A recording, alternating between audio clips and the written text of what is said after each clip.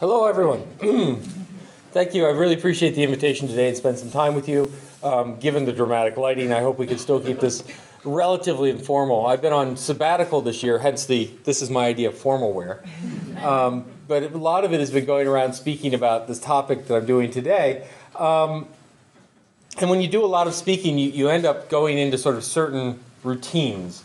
So I do the Baptist preacher life change, let's go speech, and we do the nerd technology, inductive reasoning speech. But when I was looking at today and looking at the different things on the agenda and looking at the group who's going to be here, I thought we should really spend some time on some pragmatic and practical questions of how we can look at social networking and technology in terms of how we do social networking. But I'm going to actually spend some time on why we should do social networking.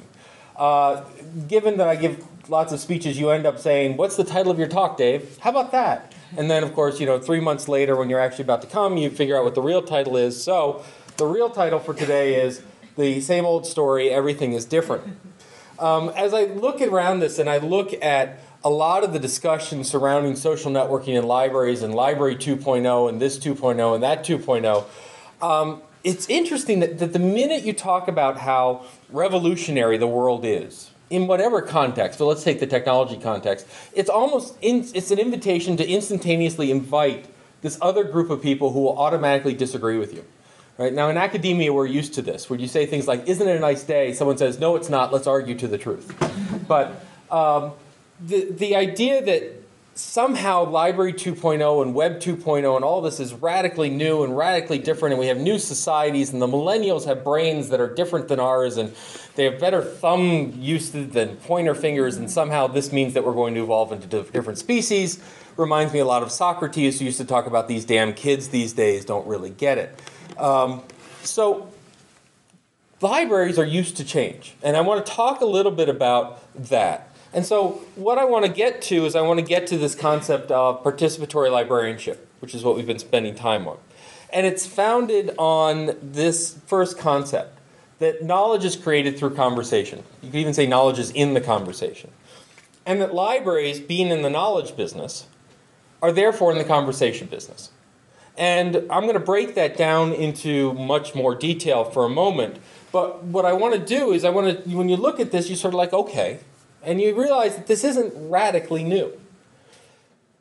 I mean, we can go way back, right? The idea that somehow we set up dialectic arguments and we argue to the truth, as I mentioned before, talked about the power of conversation, the idea that we get together and we talk and we develop and understand the world through this interactive dialogue. Well, if we take that a little bit towards the near future, we can look at Raghunathan and his famous laws, and we can go through the first four, and I bet if he was alive today, he wouldn't even use the word book in most of them because of this last law. That the library is a growing organism. That the libraries are about change. So when we talk about the internet radically changing libraries, I think we can easily say, well, that's one factor of change. I would argue that one of the equal factors of change for both academic, public, and special libraries is the fact that in the past century, the average lifespan has gone from 44 to 78. That massive shift in demographics in this country is going to have a huge impact on how we educate, how we offer services, in what mode we offer services. That kind of radical change is also a factor. And if we go further back, we can talk about the moving of libraries from chained libraries to removing the chains to OpenStax. We could go further back and talk about moving from manuscripts into printed things. We could go way back and talk about moving from stone tablets to this great new technology called papyrus. Oh, these kids these days, they don't understand the value of stone tablets. The point is that we evolve.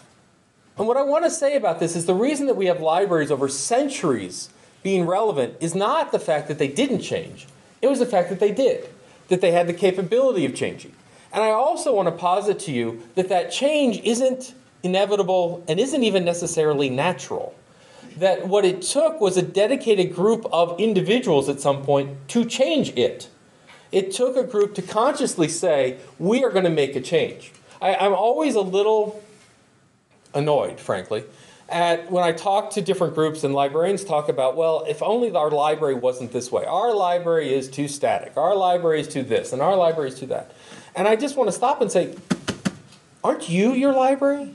I mean, this concept that somehow because we put the stacks on the shelves in this configuration, that is the natural way of it.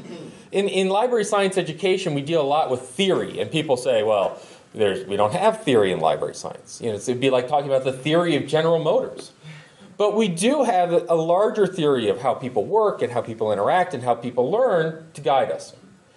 Ultimately, I'll give you the last slide first. When we look at change, we are the ones who are going to absorb it and make it and control it, or else we will be the victims of it. But I want to work on this library as a growing organism. This notion of conversation, to bring it into a much more recent, this is Joan Bechtel writing in College and Research Libraries. As a more powerful alternative to the images of librarianship already available or proposed, I suggest that we begin to think of libraries as centers of conversations and ourselves as mediators of the participants in the conversations of the world. This is 1986. This is one of my favorite, future casting, right next to Bob Taylor when he wrote 1968. Once we get over these little hiccups of library automation, life will be good. Right? 1968. 40 years later, my kids are still dealing with hiccups. And what she was talking about is when we teach information literacy and we talk about librarianship, oftentimes we concentrate on bibliographic instruction, and this is pretty futile. She goes, what's interesting is look at scholarly communication. In an academic setting, what we do is our publications are an ongoing conversation, and if we can teach students to really understand that and not see them as these static items sitting on a shelf, we can be better. Now, the example I put up here, this is a book of law from Italy in the 14th century, and this is the law, these two columns right here. And what happens is people are annotating or glossing the law, saying what it means and how to interpret it. And what's interesting about this is a conversation going on. It's a conversation going on with pen and ink and quills, but it's a conversation. So this concept that somehow the web invented conversation, let's get over that real quick. Right? What we're talking about through annotations, through citations, through how the information works, is we're talking about supporting conversations. Now, if we want to go a little bit further back, this is the Babylonian Talmud. And here is, well, let me highlight it. Here is the entry, the testament, if you will. And then these are different scholars who, over time, began commenting on the text, commenting on the comments, commenting on information. This is like the world's first wiki, right? The Talmud should be called the Babylonian Wiki of our era, right? I mean, it's really scary to think that, the wiki's somehow more profound. But anyway, that's what this is. This is a conversation. And if you look throughout your libraries, you're finding tons of conversations. Now, I went back and forth when we originally titled it Technology for the Library's Conversation, because people said, well, conversations are two people sitting down having an informal chat. And we said, well, the dictionary said that. I said, the dictionary also says that a dictionary is a bound thing with paste and thread. And I just looked that definition up on my Oxford English Dictionary online. Right? The dictionary can change. So I'm going to bring one other quick point out, which is the context in which Bechtel was talking about this was, perhaps it is an overstatement to say that academic librarians are drifting in a vast sea of information and technological advances, searching for an appropriate course of action. Nevertheless, we appear to have lost the stabilizing rudder of confidence in who we are and what we do. 1986, right? Throw the word Google in there, and we could probably see that 5 years ago. I would say that was 5 years ago. I would say these days when we look at our future and our thread, we're not quite so hysterical about it. So I want to walk back and talk a little bit about where I started, which was that knowledge is created through a conversation. And this is, when I look at social networking tools and when I look at how we use technology in the classroom, when I look at that road forward, these are the signs that I use. Because I'm really convinced that if we constantly keep trying to grab the next, whatever the hot technology is, we will always be the second-best incorporator of that technology. Trying to beat Google at being Google is a losing game. Trying to beat Amazon at being Amazon is a losing game. First of all, they're not in the same business. Google is in the advertising business, and Amazon's in the thing business. We are in the knowledge business, and therefore, conversation. So what do I mean by conversation? It's not a metaphor. I mean, literally, knowledge is created through conversation. So when I look at, should we do wikis, should we do blogs, should we do these things, I come back to saying, well, what's the purpose here? Is the purpose knowledge creation? And what does that mean? So when you're talking about a conversation, you have the conversants, you have the language that they exchange back and forth, you have agreements that they make throughout it, and you have something called an entailment mesh, which is a fancy way of saying a memory of agreements. So I'm going to walk through that, and I want to talk about the implications for library systems on that. So let's start with the conversants. Two or more cognitive agents. Oh, God, cognitive agents. Dave came down from the ivory tower to bring us this crap. Okay? Well, here's the problem. Here's why people use agents. People use the word agents because there's no other good word for it. You could say two or more conversing things, but people don't understand that. Are we talking people here? Well, when Pask was talking about conversants, and when he was talking about, Pask developed this thing called conversation theory as an attempt to teach machines to think.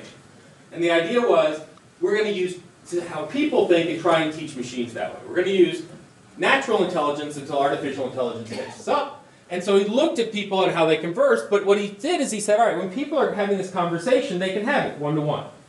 They can have it one to a group. They can have it group to group.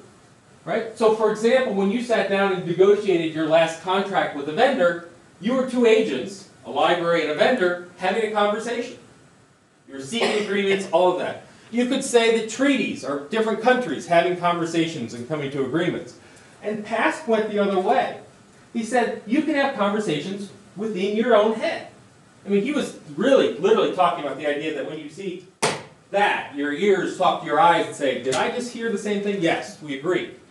But it also comes, this isn't that crazy, because if you've ever been into critical thinking or information literacy, you know things like critical thinking, metacognition.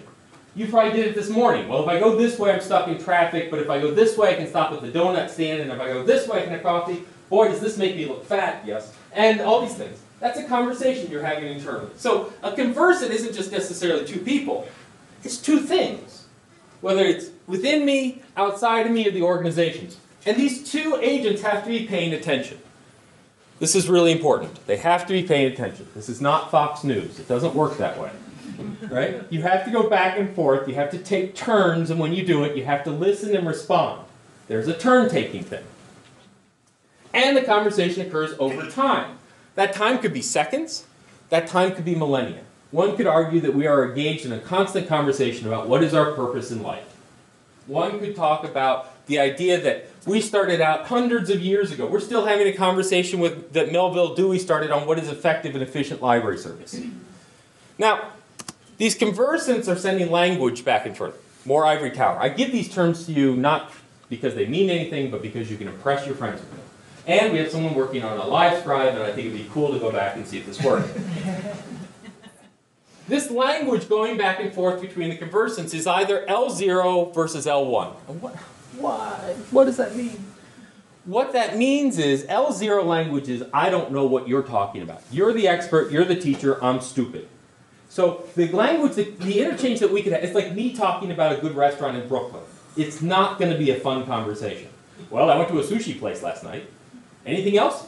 I don't know, right? Versus someone who lives here who says, well, what kind of food do you want? Where are you going? They ask a lot of questions, right? That's an L0 conversation, which is best you can be directional. Think of it as really bad training. Have you ever been in bad technology training where they say, click here, then click here, then click here? And you're like, why? You're like, no, click here, then click here, then click here. That's L0 language. The best you can be is directional, functional. Once you have two conversants that truly understand the domain they're talking about, then you get an L1 language, right? Now what you're doing is you're talking about whys. Instead of what and where and how, you start talking about why do we do that? What's going on? So we can have within this group a very L1 conversation about librarianship, because I can throw out terms like classification. And I can have a pretty good confidence that people understand that concept and I don't have to spend time explaining it. Right?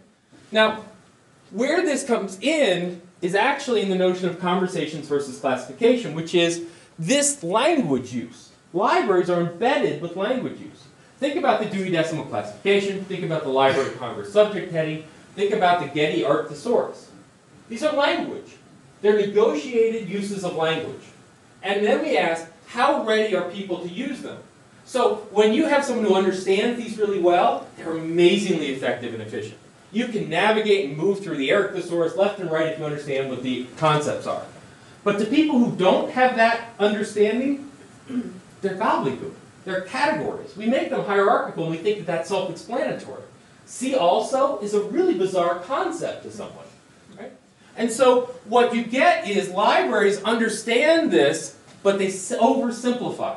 And the example I give is, imagine if you go into Grand Central at rush hour, and I told you to capture every conversation going on. What would you do? Besides go nuts. Right? What you would do is tell everyone to stop. The first thing you would do is you would make the environment static. The second thing is you would begin to subdivide it. Because you can't hear it all at once. So you say business conversations over here, pleasure conversations over here. Lawyers over here, doctors over here, right? And you keep breaking it down until you got a manageable group, and then you could go to a little group and say, what were you talking about? And you can record it. Now, I want to give you a radically different metaphor that technology enables. Right now, there are millions of conversations going on in this very room. If you have one of these, even if it's on mute or turned off, it's talking back and forth to the tower going, any calls for me? Right? If you have a BlackBerry, it's pushing emails at you. Right now, WPLJ is pumping music through you. Right? Radio waves are coursing through your body as we speak. All of these having people talking at or to each other. But they don't get in the way of this conversation. What we can use is a special piece of technology, a phone, a radio, what have you, to tune into the conversation that we need. We can even co-locate them if they're not next to each other. We can begin to say, I want that conversation. You don't have to stop the rest of it. So in cataloging, we talk about the idea of reduction of noise in the catalog. We want to get rid of noise in the catalog. Catalogs should be very noisy places.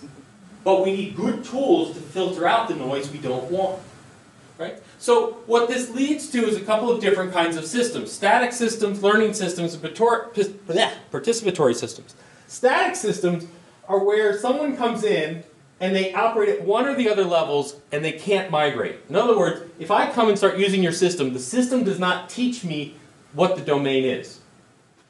Learning systems, which is what PASS worked on, is a system that takes you from here to here. So as you use the system through tutorials or through online system help, it moves you up to an L1 language, and I will talk about participatory language in a second. Let me show you the best classic example of a static L0 system. Ready?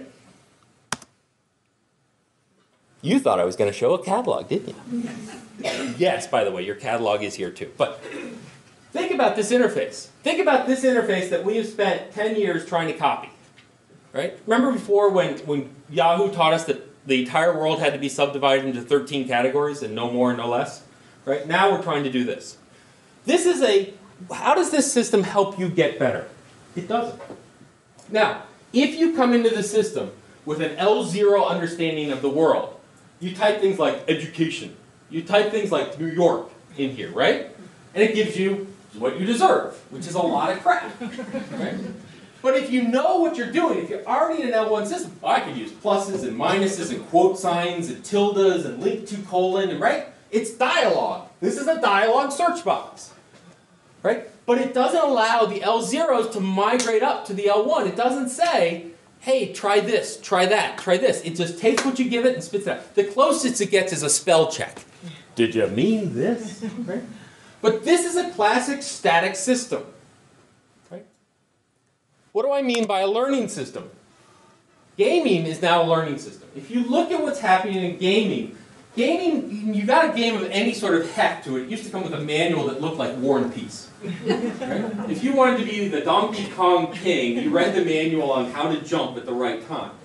Now, the most complex games come with a manual that's about that thick that says hit W to go forward. Right? Because what's happening in gaming is they realize that the first level of any game is the tutorial. But they don't call it the tutorial anymore. They give you a very specified task and they teach you what you're doing. Right? And so Myst, I was a big Myst fan, I lost many an hour to Myst, where it literally threw you onto an island and said, good luck. You don't know what the objective is, you don't know how it works, all you know is how to click forward and back, and yet you began to learn the game as you went through.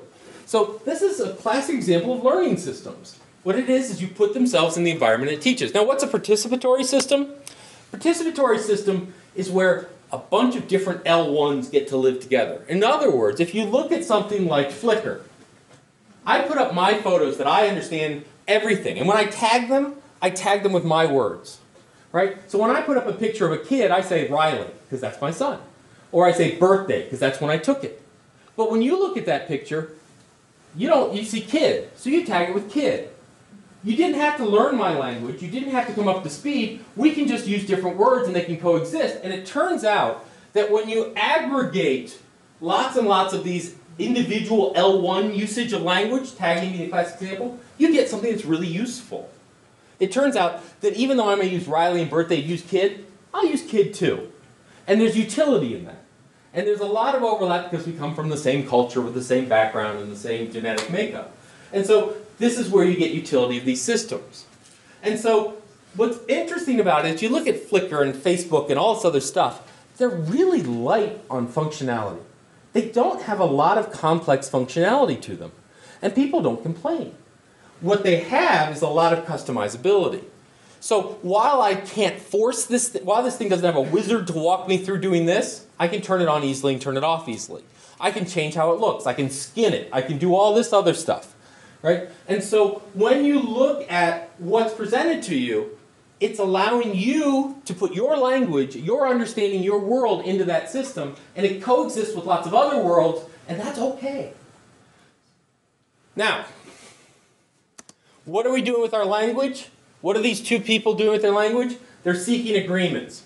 What they're doing is, as we have a conversation, whether it's with myself, two organizations, two individuals, we're seeking an agreement. We're negotiating what we mean by certain things. So when I'm talking, I'm looking at the audience and I'm looking for one of these, or I'm looking for one of these, or I'm looking for one of these, or I'm looking for one of these.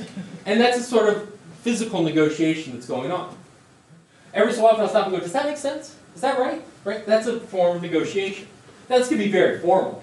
A contract is a very formal negotiation, but it's still, in essence, the same thing. What are we agreeing on with a contract? We're agreeing on the language used in the contract. And then what we do is we begin to scaffold agreements upon it. Okay, if you understand, now that I've introduced the L1, L0 world, and I'm going to pretend that you understood it, now I can use that throughout the rest of the presentation. Now you can say, all right, given L1, L0, blah, blah, blah, blah. So we're going to come up, and by the way, you can always agree to disagree. Now, what's interesting about this is where do we put them? Our brains aren't like our stacks. They're relational. They relate different things together. And so what the entailment mesh, what our memory looks like, is a collection of agreements plus their relationships. And that's really important, the plus their relationships. Right? It's dynamic. It's constantly changing. How many people have ever reread a book like 5 years later?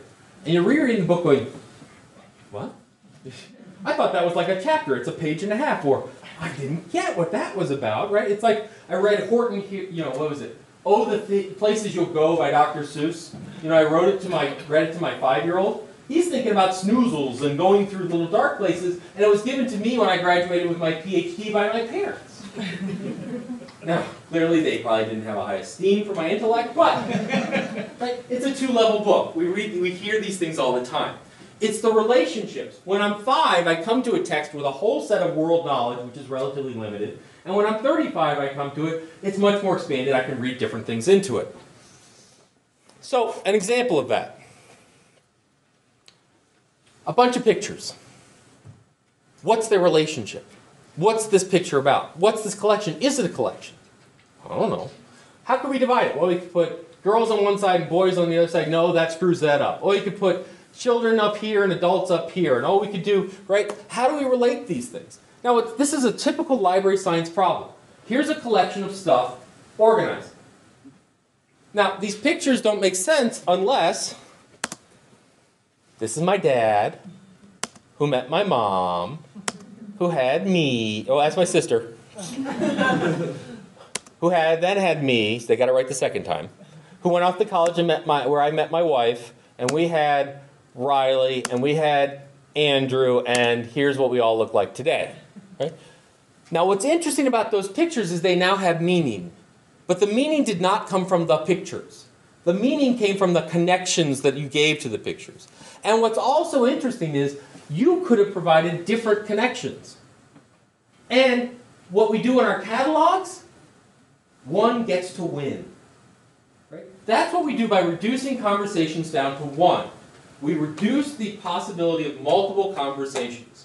That's what, in essence, classification is, and why classification drives us insane. And people are going to say, well, what about mesh and all these other things? Fine, you're still working on a limited domain set. right? So now I could present an image like this, which is the family tree. When we try and not limit these conversations, let me give you an example. Here's the downside of doing that. Here is Harry Potter and the Sorcerer's Stone, the entire screen from WorldCat. Open WorldCat, so it's about a year old. Right? That's it. Here is the same record from the Onondaga County Public Library. Read it at your leisure. National Library of Australia, Library of Congress. Now, before I go much further, how many people have been in the Our Website Sucks conversation? You've been on the Our Website Sucks committee, no doubt, where you said we need to get it better, it needs to be wonderful, etc. And it always turns like this. I haven't even been there, but I can almost guarantee at some point someone will say, it needs to be simpler, it needs to be easier, it's too complex, this language is arcane, it needs to be more like Amazon. Everyone uses Amazon, right? Let's face it, I do it, you do it, we go to Amazon to find the book, then we go to our library catalog and see if we have it. Right? All right, simpler, easier, better, Amazon, same book, Amazon. Amazon. What's going on here? Oh, well, it's all advertising. Okay. That top little bit of bar, which is up in the black, is navigation and branding. The next thing is sales information, which is the price, who wrote it. The next little bit are sales recommendations. If you like this, you'd also like this. Quality reviews from LJ and New York Times Book Review. Bibliographic data, ISBN number and such. By the way, you add up that orange bar, you add up that blue bar, you're not far off from these. Right? So what else is here? More recommendations based on purchases, and then open reviews. Pathfinders. We used to do pathfinders. Discussion tools like wikis and blogs. And only at the bottom you get other promotional material. What are they doing here? Why is this so much bigger, and I would argue potentially more useful than this? I would tell you the vast majority of the screen real estate, when you look at these, what is it? Location data. It's on this floor. It's in this building, right? It assumes you know what you want, and so now you want to go get it. This assumes you have no clue what you want and you want to find out, right? The location data doesn't matter. This is conversations. And what's interesting is if you look at these conversations and you read the review on Amazon, they're not really talking about that book. They're not. If you read the one on Harry Potter, it's like, boy, this was a great book because what the author did was she was able to put these little things in that didn't become useful to book 2 and book 7. They're talking about book 2 and book 7. They're not talking about that. Your conversation, what's happening is Amazon made the same mistake that we did, though it makes sense for them because they sell things, which is they tried to cram all the conversation and center it on a thing, not a person, not a learning process. They did it on a book. And what's seeping out is all this conversation trying to link to all this other vast world of information, and it shows up here. By the way, those who think I'm doing unfair with Harry Potter, this is the woodwork of J.J. Lankes, not related, that was published in 1990. 1990 on woodcuts. They still get this much information about it. Right? So what does it look like if we take a system and we try and make it not look like a thing? What if we try and build systems around conversations? So we've looked at Syracuse University's online catalog, and we started thinking about the reserves. Right? So students go in, the professor supposedly has put up a bunch of books they're supposed to read for the class, they go online, they hit find a reserve, because that makes a lot of sense, and then they enter in what course they're taking, what department, and it spits back a screen that looks like this. Ooh, ah. So we took on and we said, how can we make this look cool? And we came up with this. And I'll tell you why this sucks. I'm perfectly willing to admit why my system sucks. So we have my articles, we have my books, we have my classes, my feeds, my stuff, my friends. Anyway, I have one friend. We have all this my stuff, and then once you bring up an article, we've got the standard bibliographic data, they can talk to a librarian. We stole this right out of the library thing, because that's cool. Tag cloud, gotta have a tag cloud. Tag clouds are cool. Oh, and mashup, we'll put Amazon data right in there. It's so 2.0, it stinks of it. And we said, this is wrong. And we kept looking at it wondering why it's wrong. Because what we did was we took every 2.0 function we could find and throw it at it. We now call this the PDF glorification screen. Because think about it. Everything on there is glorifying the greater good of a PDF file. Not the person who's going to use it, not the person who created it, not anything about the world it's going to live in, the context that makes it useful. It's about a file. And what's the difference when a student goes into a class between a book and an article? Well, one you usually have to go to the library to get, and one you don't. But the truth is nothing, because we're only going to use the abstract anyway. Right? And aren't books and articles part of classes? And you know, what the heck is my stuff? Why do I need friends to know about a glorified PDF file? So we went back and we said, this is not right. And we came up with this. What we said is, if we're about conversations, if we're in the knowledge business, and we're in the conversation business, therefore, what should our systems look like? Well, they should look like entailment meshes. They should look like relationships of objects, not objects. So what we have here in a class, the first thing that you need in a class is a syllabus. What is the syllabus in a class? And I'm sorry this is an academic example. If you'd like, I can pull out a public library example. A syllabus in a class is really the first part of a conversation. It's the professor before the class saying, this is how I think this world works. And he has not only, or she has not only what you need to do, but a little bit of why you need to do it, how it's going to be evaluated. And what it does is it links resource. So what happens when we're in an academic environment? We get this, we put up the stuff, we throw away this. This is the most important thing.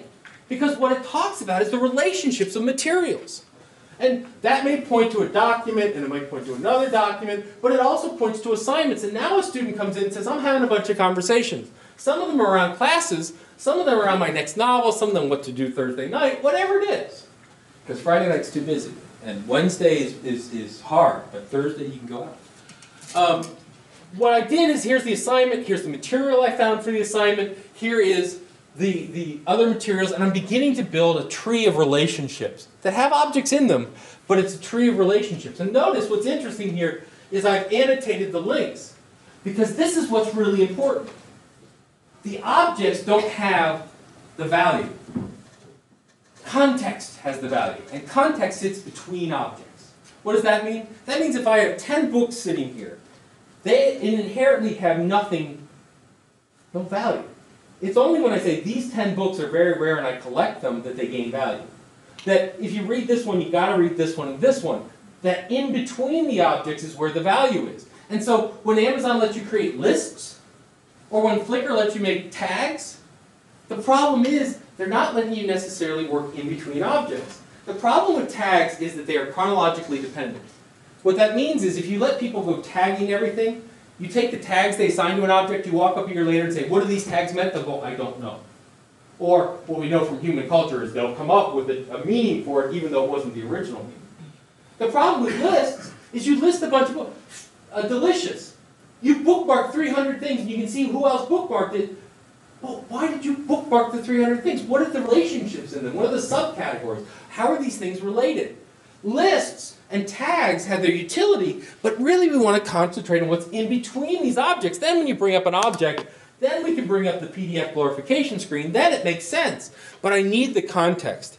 And so you can imagine a student coming in here, looking at this book and saying, I'm going to put my notes in. Who else did notes on this? I'm going to see anyone else from my classroom. I can see. Suddenly I can find out this book was also used in an anthropology course. Why is the library science book being used in an anthropology course? Well, that's an interesting connection. And it's a connection they never would have found through classification. But they will find through utility, usage, and relationships that people have put in. And what you can eventually see happening is the catalog begins to migrate over to a conversational system. That where we started by looking for things, the true utility is looking for relationships and how they work together.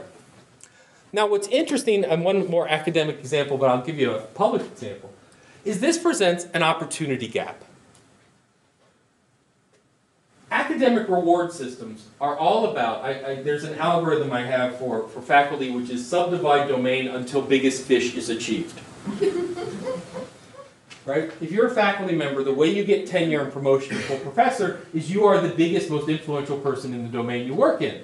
So if you work in a big domain, there are lots of competition. So you start subdividing.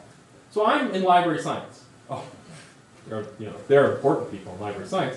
I'm in reference. Oh, God, yeah, you're going to be up there with Smith. All right, I'm in virtual reference. Oh, Marie Radford's. Okay, I'm in systems for virtual reference. Okay, I'm in systems for asynchronous virtual reference that happened on the Commodore 64 on Thursday nights in 1932. Leader in my field, 10 years. Right? It's all about reductionism. It's all about reductionism. And when you looked at Dewey, when he approached the public libraries and library systems, what was he doing? Reducing them. I'm taking the massive conversation and I'm subdividing and subdividing and subdividing until I get the smallest atom.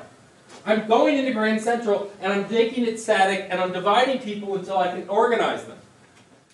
What's interesting about knowing is that it's all about connections. Right? So what's interesting is whether you're in a public library, a special library, or an academic library, we're in this business. Even though we're using tools around this business. So when someone walks into a public library and says, I need help on a social service, as a municipal organization, you can begin to say, well, I'm the library, I can't help you. No, you say, I'll help you look up. Here's the 211 service. Here's this shelter service. Here's this public assistance service. Here, we begin connecting our disconnected institutions. Academic librarians, well, I'm doing work in computer science and I'm doing a classification. Oh, have you looked at this literature and this literature and this literature? I'm a special library. I would spend a lot of time in the Department of Justice law libraries. I found out that law librarians very rarely work on the law.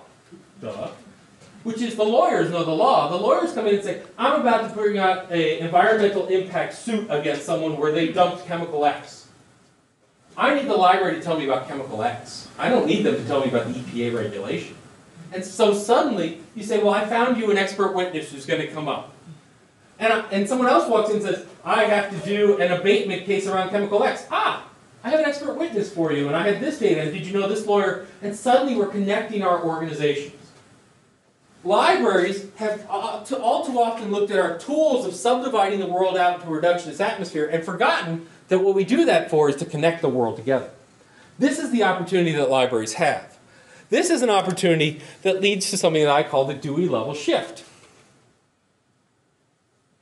This is Joan Bechtel's statement. Perhaps it is an understatement that academic libraries.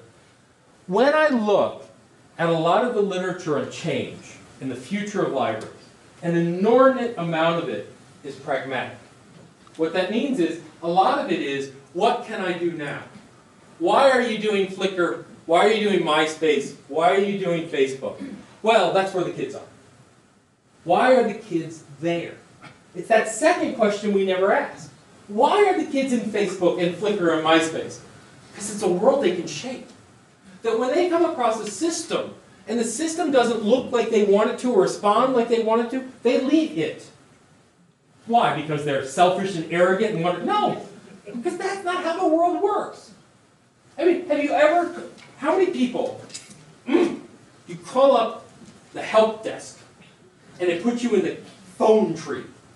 And what's worse now is we know pressing 1 and 2 is passé. Now it gives you Jim or Bob or Sally, which is the computer-generated piece of crap. Right? Hi, I'm here to help you. No, you're not! Would you like to fly domestically? No, I need a refund. I think you said domestic. I did not! What's happening? The system thinks it knows what you want to do, and it's only going to let you do it. So what do? Agent, 0, please God, help me, whatever, get me a person. Because a person can shape and move and have conversation and agreement and learn my language, the system can't. So what happens when people come up to Amazon? I don't like this review. I can add my own. What happens when people add their books to library thing? I don't think this is a, military history book. I think this is a whatever. I can tag it that way. I can organize it. What happens when they come to the library catalogs? I don't know what this LC thing is. Did you know that these 2 books were actually part of a series? And yes, it wasn't put explicitly, it was written 20 years apart, but it's part of a series. Why can't I tell you that? We live in a world where technology has enabled people not to do things they never could before, but where technology now allows us to do natural things in a digital environment. Really different. The internet and all this new Web 2.0 and AJAX technology are not allowing us to do something fundamentally different. They're allowing us to do something fundamentally human that we haven't been able to do to this point. When you organize your CD collections at home, you may do them alphabetically, you may do them by genre, but you get to do them. Now I can do that to the CD collection of Amazon. What about my library? We're in a world when people encounter static systems that don't speak their language, they have too many other options to waste time in it. It's not because your system is old and stodgy, people only think of libraries as books. It's because the systems don't allow them to think. It doesn't allow them to express how they see the world. Right? Why is things like Second Life and MySpace so important? Because it allows them to shape the universe around them. And you may say, oh, that's really because it's all arrogant. Or, worse, it's because people are social animals. People are basically greedy. People are greedy. People want to organize their world so it makes sense to them. It's very self-involved. It turns out that when you take that self-involved impulse, you give them the tools, and you aggregate all those self-involved impulses together, a social good is created. And that's remarkable. But let's not pretend the social good was the end, or the beginning of that process. So, we're looking at a shift where we need to start talking about libraries not as collections of things. Not as collections of things. I walked around this library, gorgeous library. The thing I was most impressed about this library was actually the place where we were having the food and the snacks, which is a bunch of empty tables with power outlets. Hello, right? Why is that? Well, because people want to be social. People want to go in and be social on their terms. They want to be in control and driving that social nature. That's why it's easier to IM someone when you run over their dog than call them on the telephone, right? It gives you, you're in control of that environment. They can't hit you from there, right? Let's face it, how many people have sent bad news by email because they just didn't want to face someone? That's being social? No, that's being, you're organized your world and you found tools that you're comfortable in. And so we facilitate them. So we're looking at Dewey leadership. And I would also tell you, I was talking about this before, I'm doing a work for the MacArthur Foundation on the future of libraries. And so I've talked to academic librarians and special librarians and public librarians and said, what's the future? And what's remarkable is to a T, they all respond the same way. The future of libraries are about learning, education, and the physical library is still important. It becomes much more of a community center, a place where people can congregate and do things socially. Now, what's remarkable is not only do they all say that, especially public, academic, they all then say, but the academic libraries are then screwed because they don't understand this. And the academic libraries say, but the public libraries are screwed because they don't understand this. And the special libraries say, oh, but they're both screwed because they don't understand. And they're saying the same thing. Right? We got to stop being the point of academic special, public special. We're all really just special. We're all our own little unique worlds, and yet we're all doing the same stuff. We've got to learn from each other. So when I say things like libraries are perfectly situated, I don't mean academic libraries are perfectly situated or public libraries are perfectly situated. I mean libraries are perfectly situated. Why do I say we're perfectly situated for this world? Well, first, we function as authorities, not authoritarians. And I get really worried when people look at the internet and they say there's too much stuff out there. Libraries will only keep the good stuff. And we say that in lots of different ways. We'll only take the published literature, we'll only take the documented human record, we'll take lots of it, but it comes down to we're not going to take it all, we're only going to take the good stuff. And here's the trick. I'm a library professor, and I teach reference courses. And I get up in groups and I say, librarians can't pick out good stuff. People look at me very mad. Did they take I said, we don't train librarians to pick out good stuff. I said, taking a librarian and throwing them in a collection and assuming that the collection will be weeded, sorted, and organized in a good way, you might as well take in the gardener outside and throw in information to it. What we train and teach librarians, what is the core of our profession, is to determine what is good stuff for a given need. That last part, for a given need, is context.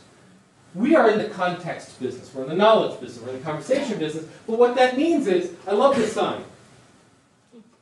Please do not place anything on top of the piano, whether the piano is covered or uncovered. Thank you. And someone has scribbled in, except for this sign. Context matters. Right? Brilliant. I was looking through some of the beautiful collections out there in archives and pictures, and someone thought, ex-governor was the most corrupt governor, and the citation was Wikipedia. Well, why not? You know what the #1 referred to site from Oregon Virtual Library Cooperative Services? Wikipedia. #2 site for OCLC question point. Oh, Wikipedia. Let's face it. It doesn't matter if it's Wikipedia. It matters if that article is important. And what's nice about it is it fits perfectly into here. If librarians find something's wrong, we can fix it. Say that at Britannica. This concept that somehow we're authoritarian, we say this is good and this is bad, out the window, because we know that people have very different information and how they organize it, and we're in the context business. Someone walks in, a reporter walks in and wants a great website for hate groups using the web to solicit new members. We send them to the Ku Klux Klan website. 8th grader walks in, asks for after-school activities. Not the same site. Does that mean that the Ku Klux Klan is a bad site?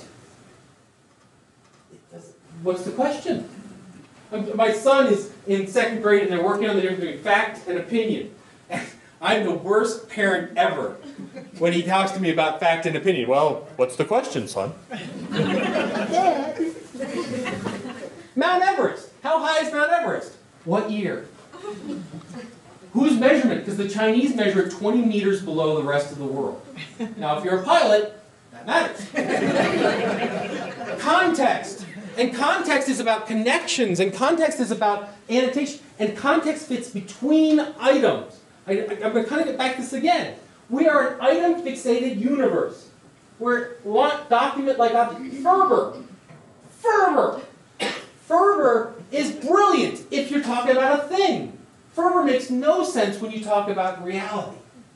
Right? So, in 1 minute, I'm going to give you my favorite James Burke story. James Burke, a historian and BBC publisher, talked about how the North winning the U.S. Civil War led to the modern computer revolution. Ready? Here it goes.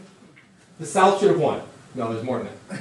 The South should have won because it had more men. More men at the time, typical military thing, there was more men on the field, you had greater chance of victory. The problem was that when they divided it, the South had more men, but was primarily agrarian.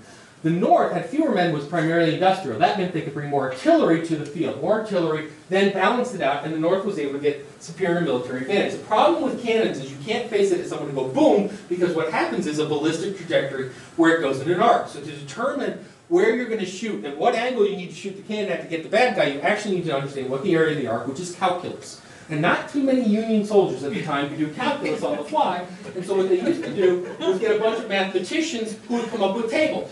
This distance, this angle. This distance, this angle. And these tables would come with the cannon. This changed military thinking to more artillery, greater chance of victory, which followed us into World War I and World War II, where we were then taking on the Germans that had as good, if not greater, industrial capacity than we did. And so therefore we began producing more and more of an arms race, more and more bigger cannons, and we ran out of people and time to produce these charts for the people in the field, and so we need to automate the process. By automating it, we came out with the first digital computers that ran on vacuum tubes. The problem with vacuum tubes is they're very fragile and they can break very often, so people realized that they could get the same activity by wafering silicon together, which became a transistor, which had the added benefit of being able to shrink smaller and smaller and smaller until we get thousands and millions on the head of a pin, which then led to integrated circuits, which then led to the computer central processing unit, which then led to the modern computer PC. That is not linear. Where do you classify that story? That's not about things. That's about connections. And our systems are about things. So we're honest brokers. We can facilitate these conversations. And we're the ones to handle this problem because we're ultimately tool builders. I'm not a tool builder. Yes, you are. I'm a reference librarian. You ever do a Pathfinder? It's a tool. You ever classify a book? You're using a tool. You ever build a website? You're building a tool. We're tool builders. We understand this and we can build these tools. And we need to stop riding waves and become the wave machine. Because if we constantly try and beat Amazon and Google, we will lose. What we need to do is, what from our unique knowledge perspective can we build that will be the next killer app for our users? We provide connective tissue to our community, and ultimately we have an obligation to do this. We have an obligation as libraries to society to do this, to our own organizations. Brooklyn College should be a better place because the library is here. There's an obligation that sits on the Brooklyn College Library to be better. And when I say be better, I don't mean they're horrible now. Any dynamic system, if you sit in place long enough, you will become out of date and irrelevant. You must constantly evolve to a new reality. The yardstick, the better, is going to change every day you're alive. And we have to have an obligation to keep up. New York Public Library, law firm library, medical library, you have the same obligations. It is our noble mission as libraries to make the communities and society that we are part of better. To do that, we need to hold on to core principles. I would argue the core principle of conversations and knowledge, and we must question tradition. I don't say throw it out. I don't say make it irrelevant. I think we should know our traditions, and then we should question them. Every one of them. Do we still need to do this? Why are we doing this? Doesn't make sense. We need to hold the visionaries to account. Someday I'm going to write my article on demagogues and deities, and the notion that I can get up here and spout, and I can be really loud and really fervent, and I get you really excited about it. But you have an obligation to say, but did he say anything? Did it matter? How does it show up? How can we do something with this? Where's your data? Where's your theory?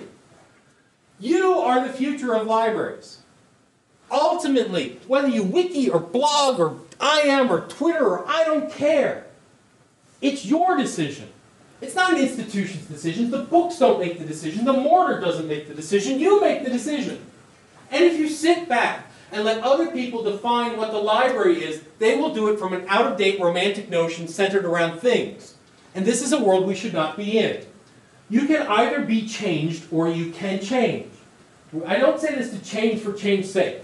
A lot of there's a lot of anger in Library 2.0 language, if you've ever seen it.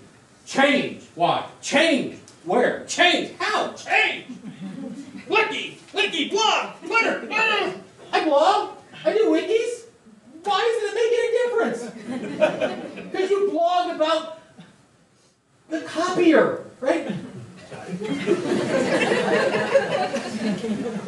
The Portland Public Library System, Multnomah County Library, did a survey with lots of teenagers. And you know what the teenagers wanted from the library?